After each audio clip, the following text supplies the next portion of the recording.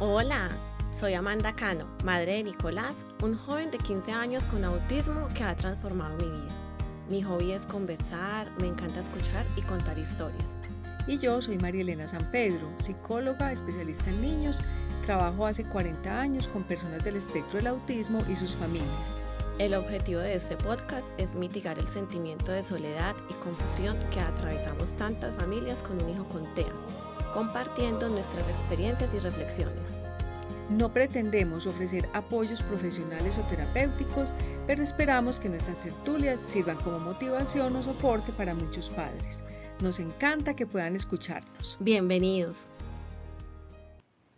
Por esos días que ya Nicolás está próximo a cumplir 17 años, él ya tiene pues 16 años y medio, que está como en todo ese tema de la adolescencia, en ese cambio de ciclo de vida, yo me he venido preguntando mucho qué cosas hay que tener en cuenta, cuál es el acompañamiento adecuado y cómo hacer para que no sean niños eternos. Entonces le vengo diciendo a María Elena desde hace días que qué rico hablar de este tema, porque me parece que pues a mí se me hace complejo. De hecho, tengo un chiste por ahí, María Elena, que digo que yo cuando Nicolás, porque él habla súper delgadito y habla como así, y que el día que yo me hable así, yo no sé si voy a ser capaz de soportarlo. Y también caía en cuenta, pues si yo pienso así, no, yo tengo que soportarlo. Es que lo raro sería un hombre de 20 o más todavía hablando así, ¿cierto? Ajá, claro. Entonces, por eso queremos hablar del ciclo de vida. Sí, y lo que tú dices de que no sean niños eternos me parece fundamental. Entonces, yo te propongo una dinámica. Yo te menciono un tema que me parece importante a tener en cuenta y cómo va variando eso en cada momento de la vida. Y entonces, ¿te parece? O sea, yo te lo menciono, tú nos cuentas cómo era Nico antes respecto a eso, cómo ha ido cambiando y de pronto le adicionamos algo más de la edad adulta. Dale, acepto, Bueno, acepto. por ejemplo, los cambios en los gustos. Los cambios en los gustos. Pues es que es tremendo, uno no está tan atento a eso. Ahorita hablándolo es que de pronto voy cayendo en cuenta porque es que, por ejemplo, pequeñito, hablemoslo digamos desde los 2 años que obtuvimos el diagnóstico y eso hizo que nos pusiéramos como a observar más. A él, por ejemplo, le gustaba jugar con los carritos, pero poniéndolos en filita, con los animalitos, pero poniéndolos en filita. Pero en realidad no tenía como el juego convencional pues, de un niño típico. Ajá. Eso lo entendimos después, en ese momento yo ya les he contado también, pues no lo veíamos extraño. Pero los gustos eran como muy así. Muy repetitivos entonces. Exacto, el tema era repetitivo, porque ¿qué le gustaba? Uno decía, sí, es que sí juega con juguetes, pero haciendo filitas con todos los juguetes. Pero le encantaba ir a leer placas de carros, o sea, ojalá él pudiera vivir en un parqueadero. En esa época, él quería estar yendo a leer las placas de los carros porque le encantaba donde viera números. O le encantaba, se entretenía muchísimo con una revista que llegaba De publicidad. del operador de la televisión. Ya. Entonces, traía en cada página el logo de cada uno de los canales. Entonces él empezaba a pasar los canales y a emparejar, o sea, ya salía Nat Geo, entonces él buscaba acá Nat Geo y decía Nat Geo, vaya Animal Planet, y así con cada canal. Eso era, mejor dicho, o sea, si a gustos vamos, eso era lo que más le gustaba en esa época. Ajá. Y a nosotros nos parecía que estaba jugando de manera muy organizada con lo de sus filitas y que estaba siendo muy inteligente con lo de las placas, los números y los logos. Y ustedes, digamos, se lo alimentaban, por decirlo así. Claro, pues es más, esa revista yo me acuerdo que tenía como un costo adicional en la suscripción del plan este de televisión y nosotros pues pagábamos el costo adicional porque esa revista no podía faltar en la casa porque era pues el entretenimiento del niño y era un gusto espectacular.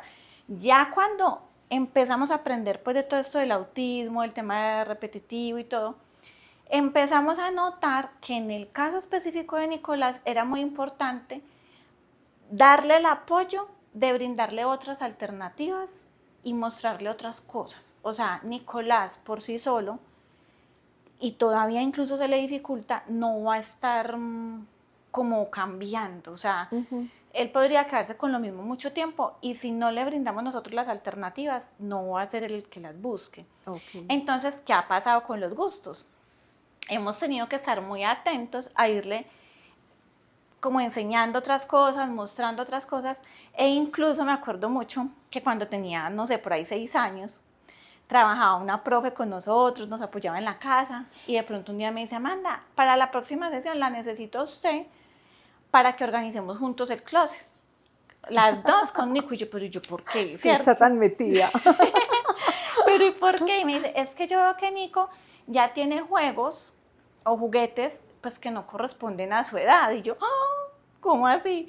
Y sí, señor, o sea, nos programamos y ella empezó, no, esto ya no es para la edad, esto ya no es para la edad, esto ya no. Y caí en cuenta, eso fue como el primer, y tenía así 6 años, como esa primera alerta de, venga, es que él no se puede quedar toda la vida jugando las mismas cositas. Listo. Entonces ya empezar como a variar. Qué bien. Y ya de ahí me quedó como ese aprendizaje. Sin embargo, después también otro profe, de hecho el profesional de apoyo que tiene hoy en día, también ha sido muy pendiente como de alertarnos como, ojo, pues, y si más bien le variamos a Nico esto por esto, como más de acuerdo a la edad. Claro, eso me parece súper importante y también pienso que hay que ir haciendo como una proyección y a veces es difícil ver lo que tiene que ver con la edad. Aquí me estoy acordando de una familia que hace un tiempo me consultó y decían que estaban como preocupados porque el niño había cambiado mucho de temperamento, que él ya se había vuelto como muy rebelde, como muy negativo, como muy oposicional, que antes, por ejemplo, siempre lo invitaban a una parte y él ya no quería y que siempre ellos trataban de jugarle y que él ya no les quería jugar. Bueno, y lo estaban viendo como un asunto de conducta y yo recuerdo que les dije, recuerden que es adolescente, ¿sí? Y no le tiene que seguir gustando lo mismo, o sea, él ya está casi que pidiendo que le varíen, ¿cierto? Ajá. Entonces, yo pienso que no necesariamente vamos a esperar que tengan los mismos intereses de las otras personas de su ciclo de vida, pero es un punto a tener en cuenta. Y de hecho también lo que tú dices, hay que ayudarles a exponerlos a otras cosas. Entonces, tú la otra nos mencionabas también de que Nico puede que no siga un juego de mesa, pero ya puede quedarse a observar y puede que algún juego tipo dominó. O por ejemplo el dominó, desde pequeño, pues más o menos a los 6, 7 años, jugábamos con él a emparejar, pues a él dominó. Y se volvió una alternativa. Exacto. Pero, y lo jugaba, digamos, bien, él nunca ha tenido como el tema de ganar o perder, como que no le importa y en realidad tampoco le hemos reforzado mucho eso, pero sí está como el entretenimiento, que el juego tiene un comienzo, tiene un fin. Y por ejemplo, con el parqués dijimos, bueno, si le gustan tanto los números y le encanta contar, entonces le hicimos como una ficha con unas hileritas de 4 colores, escogíamos el ficho, lanzaba los dados, salió 7, contaba los 7 y solamente era una hilerita de colores, o sea, no era el juego, el parqués completo y no sé qué, sino solamente contar en esas 4 hileritas y el que primero llegaba. Como una especie de golosa. Algo así, exacto. Golosa aparquesada. Entonces es como, bueno, está el parqués, pero pues no le exigimos que juegue el parqués con sus reglas. O lo mismo con el 1. Hay un juego que se llama 1, que son unas cartas con unos números y unos colores. Bueno, o también... ahí, digamos, hicimos como los ajustes. Súper. Entonces, un tema, estamos hablando, los gustos, los intereses, cómo van cambiando de acuerdo al ciclo, debemos, de hecho, ayudarles. También estaba pensando, ustedes que hacen tantas salidas, y creo que también lo has mencionado, actividades que ya son más de otro ciclo, por ejemplo, jugar bolos, hacer otro tipo de actividades que de pronto ya, pues si uno nunca los expone a eso, pues como va a saber siquiera si le gusta, o que si en un momento dado alguien lo invita, pues como que también él pueda disfrutar de eso, ir a una pizzería, ir a, pues a otras cosas. Incluso, por ejemplo, el pequeño no se aguanta una película en cine, o sea, no. Y hoy en día sí, y además le gusta y lo pide. Entonces, mira, que es por esos mismos cambios de gustos que estamos hablando. Ok, entonces un asunto a tener en cuenta, los intereses. Te pongo otro tema, toma de decisiones. No, pues es que ahí sí que se nota el cambio hoy en día, porque es que Más pequeño, el 100% de las decisiones las tomábamos nosotros, punto. O sea, la verdad ni siquiera le dábamos opción, era como que vamos para tal parte, vamos a hacer tal cosa, o sea, las decisiones eran todas nuestras.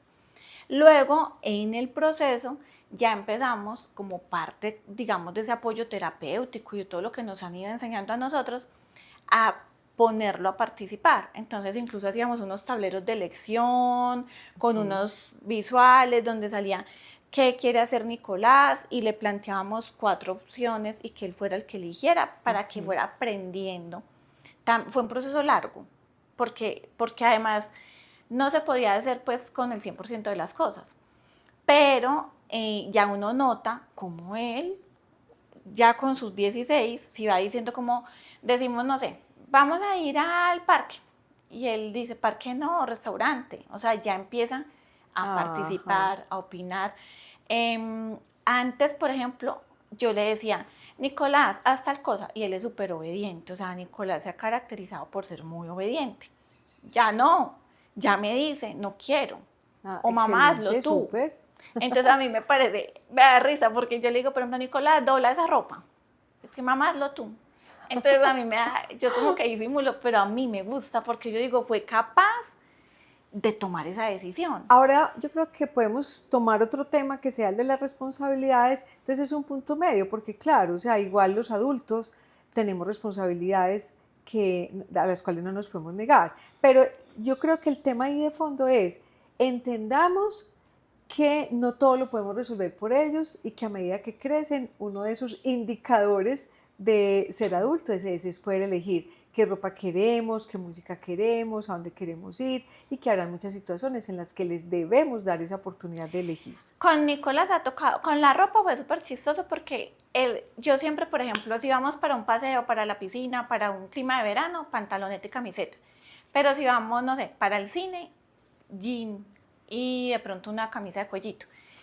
Y él como que fue aprendiendo solito, o sea, yo no me puse a enseñarle pues, y él ya se viste solo, se pone la ropa que quiera, la combina bien, y como que sabe qué tipo de ropa, o sea, si vamos a una fiesta, él no se pone sudadera, pero si vamos a ir a los trampolines, se pone sudadera.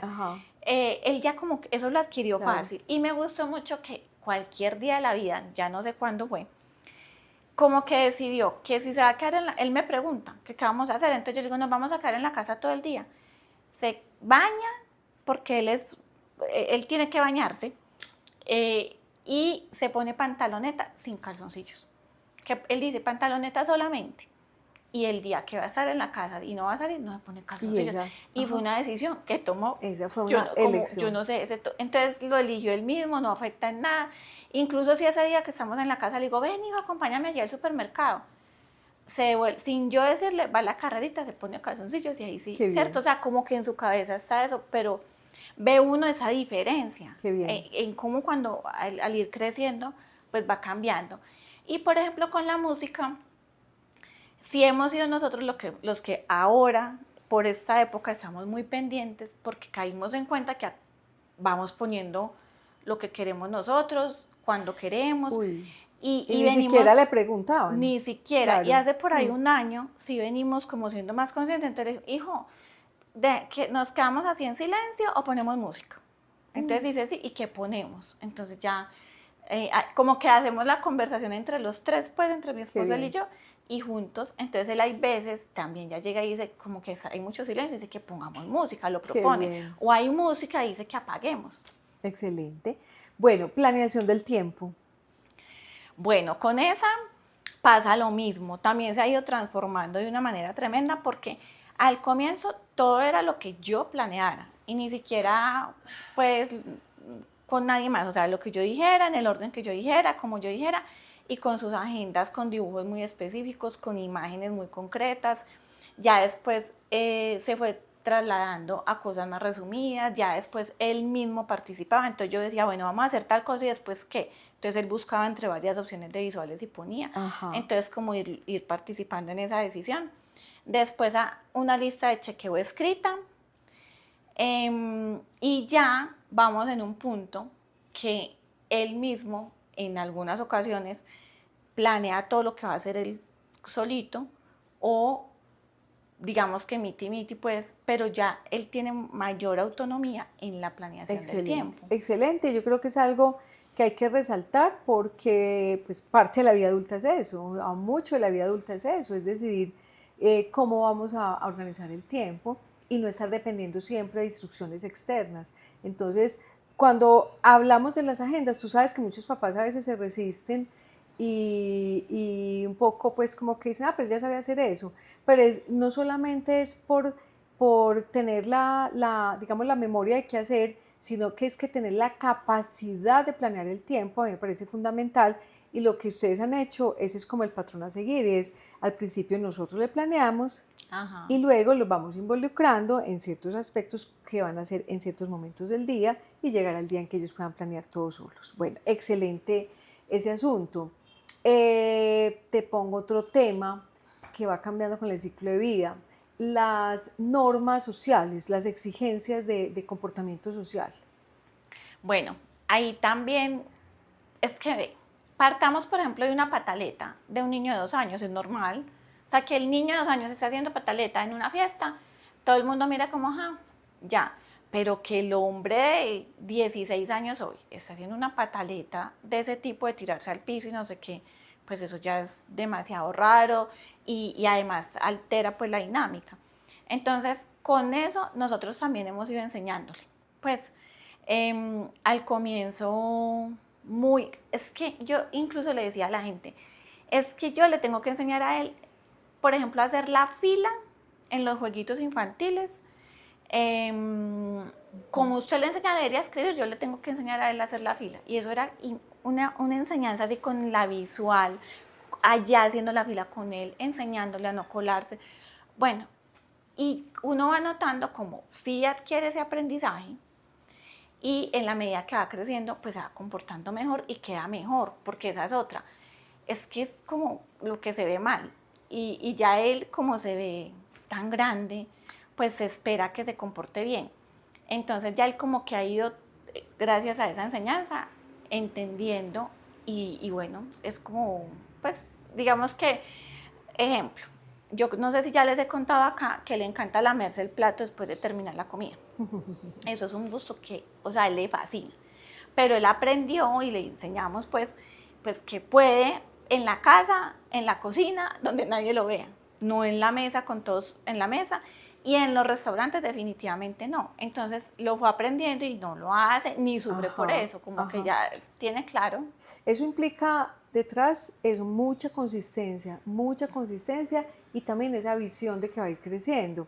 Tú hablabas ahora de la libertad que él tenía, de la elección que él hacía, de por ejemplo estar en casa solamente en pantaloneta, y eso está muy bien, ¿cierto? Porque es una elección, pero eso tiene un límite. ¿Por qué? Porque entonces si él ya como adolescente en este momento eligiera estar desnudo en la casa cuando ustedes están, ¿sí? Ajá. ¿Ustedes qué le dirían? No, es que no se puede. Ya no, ¿cierto? Ya Entonces no. hay un punto donde uno tiene que tener eso claro, o sea, puede que no se esté comportando como una persona de su edad, pero ya va a ser adulto, ya es adolescente, ¿sí? Y a ningún adolescente ni a ningún adulto le vamos a permitir que se pase desnudo encima de los demás. Entonces, yo creo que ahí hay que tener esa mentalidad, ¿cierto? Y esa claridad de que esa exigencia hay que hacerla consistente. Es que mira que eso nos pasaba con los jueguitos infantiles en los restaurantes. Como a él le gusta tanto ir a restaurantes, ha sido siempre un plan frecuente, pues pequeño, ¿qué hacíamos? Lo típico era, vamos al restaurante, mientras esperamos que nos sirvan, el niño está jugando en los jueguitos. Ajá. Pero esos jueguitos, esos y los de los centros comerciales y todos esos jueguitos infantiles tienen un límite de estatura. Claro. Y nosotros, una vez a mí me tocó ver un niño muy grande, grandotote, hacer una pataleta impresionante, pero impresionante a los gritos en un centro comercial porque no lo dejaban entrar a un lugar, como a una junglita que había allá, y le explicaban que es que superaba la estatura y él decía, no quiero ser grande, no quiero ser grande. Yo supongo que el niño tenía una edad pequeña y era muy alto, supongo. Entonces, desde esa vez que yo vi eso, no, pues Nicolás tendría por ahí 8 años, todavía le quedaba ventaja, pues, Pero yo dije, ay no, a mí no me puede pasar Claro. esto.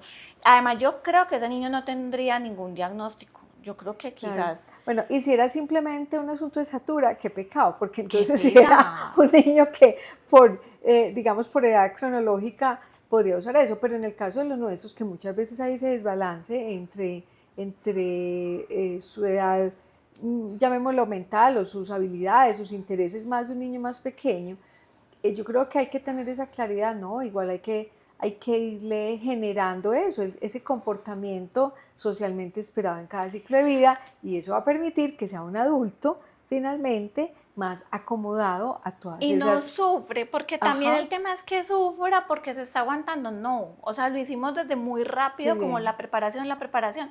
Y él ya, hace poco fuimos con mi sobrina a un restaurante y ella se fue para los jueguitos y él se quedó tranquilo. Y es que es tranquilo. De hecho, yo ya vi que, ¿sabes cómo se entretiene esperando? Mm. Le encanta, de una va y en el restaurante que sea se detecta dónde queda la cocina.